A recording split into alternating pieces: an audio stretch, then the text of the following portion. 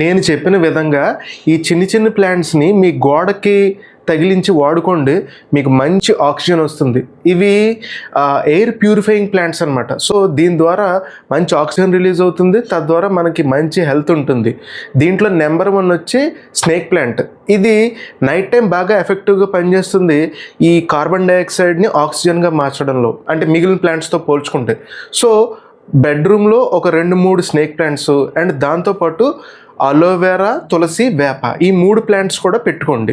ఒక్కోటి బెడ్రూమ్కి వచ్చేటప్పటికి 2-3 స్నేక్ ప్లాంట్స్, ఒక అలోవెరా, ఒక తులసి, ఒక వేప. అలాగే డే టైం వచ్చేటప్పటికి అరికాపాము అనేది డే టైంలో బాగా ఎఫెక్టివ్గా పనిచేస్తుంది ఆ కార్బన్ డైఆక్సైడ్ని ఆక్సిజన్గా మార్చడంలో. అంటే మనకి ఏ హాల్లోనో లేదంటే మనం వర్క్ చేసే చోట ఒక 2-3 అరికాపాము చెట్లు, దాంతోపాటు అలోవెరా, తులసి, వేప ఒక్కోటి, ఒక అలోవెరా, ఒక తులసి, ఒక వేప అలాగ పెట్టుకోండి. అండ్ విండో గ్రిల్స్, ఎక్కడెక్కడైతే విండోస్ ఉన్నాయో ప్రతి గ్రిల్కి కూడా మనీ ప్లాంట్ పెట్టేయండి.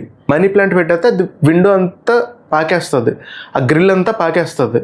సో ఆ విధంగా మనం ప్లాంట్స్ని కనుక పెట్టుకున్నామంటే మనకి మంచి ఆక్సిజన్ వచ్చి హెల్త్, అంటే ప్యూరిఫైడ్ పొల్యూషన్ లేని ఆక్సిజన్ మనం పీల్చుకుని మనకి మంచి హెల్త్ ఉంటుంది. Thank you.